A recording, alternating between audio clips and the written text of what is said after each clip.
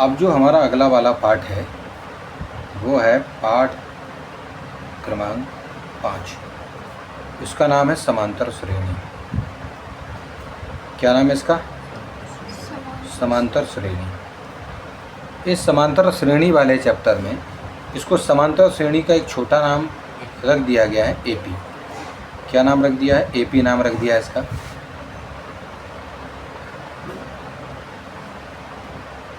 इसमें समांतर श्रेणी का मतलब क्या होता है? समांतर श्रेणी का मतलब यह है कि आपको 4-5 चीज़ें दे दी जाएंगी और आपसे पूछा जाएगा कि क्या ये जो नंबर लिखे हुए हैं, ये जो श्रेणी बन रही है यहाँ पर, क्या वो समांतर श्रेणी है या फिर वो असमांतर वाली श्रेणी है, यानी समांतर श्रेणी नहीं है वो। ये चेक करने के लिए जैसे मान लो हमारे पास कोई एक श्रेणी हमें दे दी गई, एक श्रेणी है जिसमें कहीं पर कोई नंबर लिखा है 1, फिर लिखा है 5, फिर लिखा है 9 और फिर उसके बाद लिखा है आपका 13, फिर उसके बाद लिखा है इसमें 17।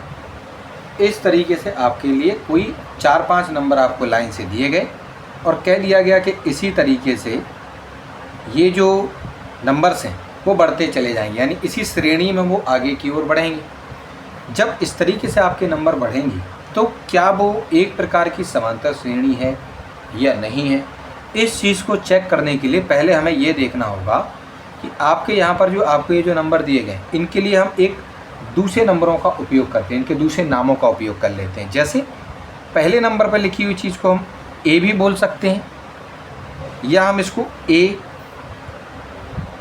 पहला पद भी हम इसको बोल देते हैं, A1 उसको बोल देते हैं A1। फिर उसके बाद हम इसको बोल सकते हैं A2। फिर जो तीसरे नंबर पर लिखा है उसको A3 बोल सकते हैं। चौथे नंबर वाले को A4 या A4 बोल सकते हैं।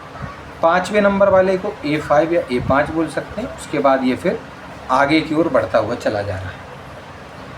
ठीक है कि नहीं? यानी पहले वाले पद को हम A1 बोल सकते हैं, A1।